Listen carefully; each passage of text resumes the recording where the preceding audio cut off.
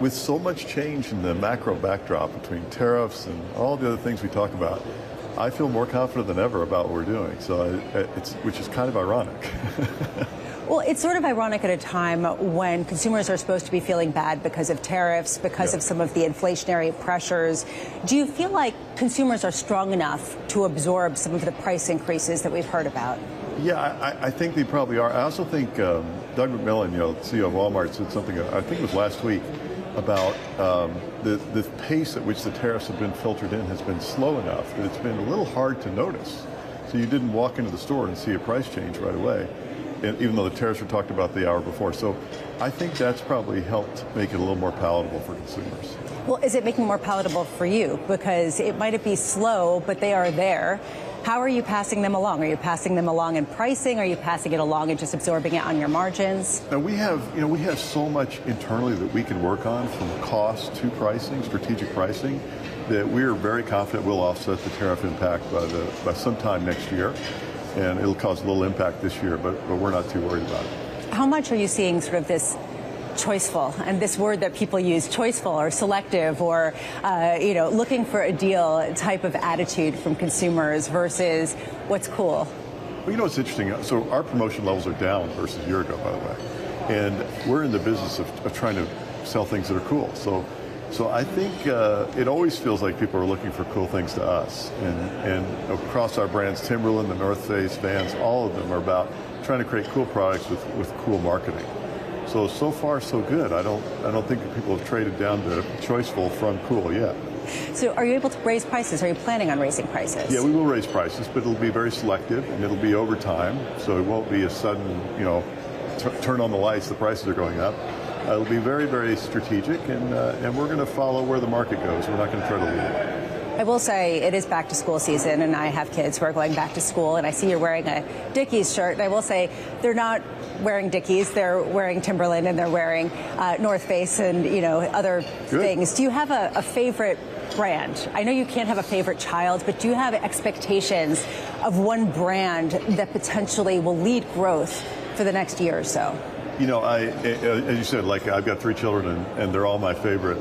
All these brands are my favorite. If you ask me which one am I most excited about from a growth standpoint, I refuse to answer that. But I will say that Ultra, the brand you didn't mention, is a running shoe brand that's absolutely on fire, and it's a tremendous running shoe for off-road, on-road, doesn't matter. It grew 20% last quarter. It's on fire. But I feel really, really good about all of our brands. All 3 of the ones you mentioned, I think they're all going to do well. What about Vans? Because I remember Vans from when I was in high school, and it hasn't changed much in terms of its reputation, but you've talked about a turnaround plan. What does that turnaround plan look like, and how far into it are you? Well, it starts with getting great people, and we've got a great leader of our Vans business. She came from Lululemon. She was the head of product.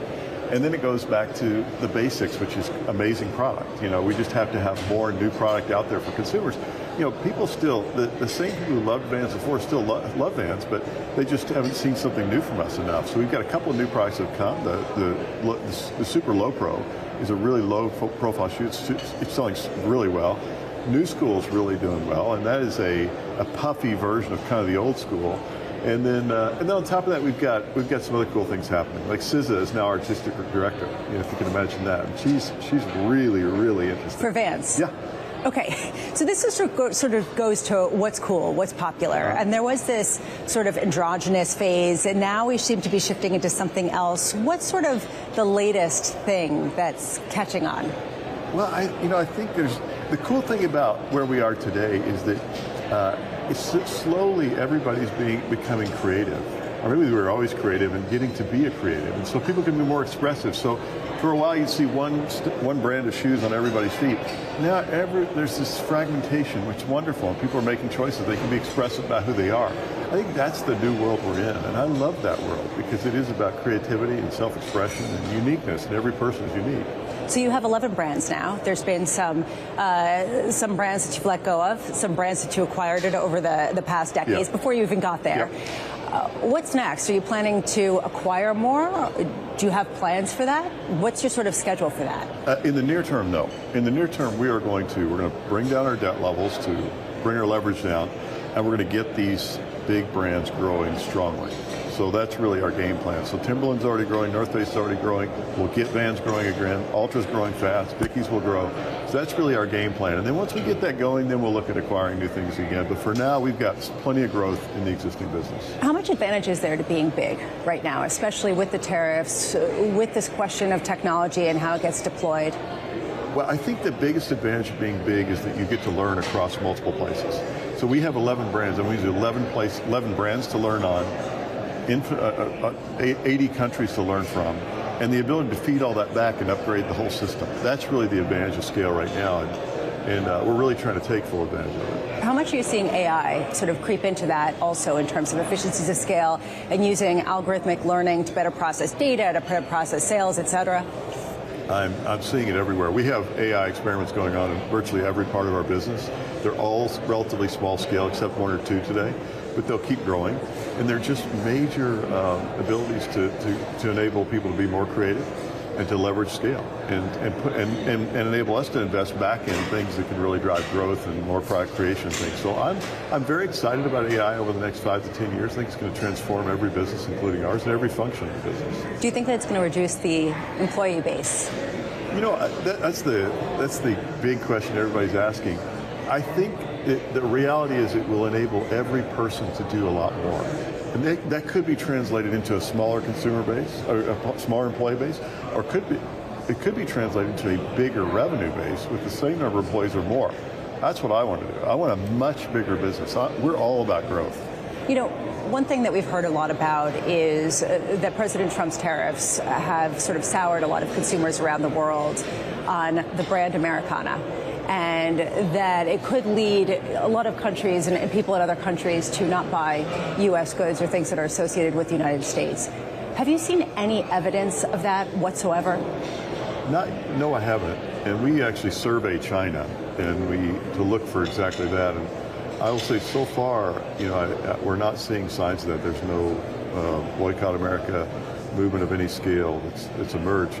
But we're always keeping an eye on that. And I mean, the cool thing is that you know, brands are, especially the fashion brands, are often almost seen as independent of country. They almost are their own countries. They almost stand for themselves. And we're a very democratic set of countries because these are small, affordable brands. Not small, but they're affordable brands that everybody can afford, you know? And so I love the North Face, Timberland, Dickies, Vans, all of them for that reason. Have you changed your supply chains at all in response to all of this? We have. We've shifted some supply from one country to another one, but generally speaking, the whole industry is hit by the same set of tariffs that affect all the same set of countries where we all manufacture. So it's the most egalitarian impact you could possibly have, which in a way is really good, because that means we all are forced to face the same thing. We all got to do the same things, and there'll be variation in how we execute, but in the end, we'll end up at the same place. Before we go, a lot of people here are trying to sound confident, and I respect that. It seems like everything's been thrown up in the air, especially given all of these policy decisions. You started the conversation saying you're surprised that things are as stable as they are. How much does the court ruling about tariffs change the game? The idea that you don't even know what tariffs are going to come on, or what tariffs are going to go off, or what the regime is going to be in 6 months. Look, we have so much opportunity to control our own destiny. We have so many things we can work on without worrying about any of this macro stuff that it really won't matter in the medium term. For us, it won't matter. We've just got to execute. If we execute, I'm not worried about any of that.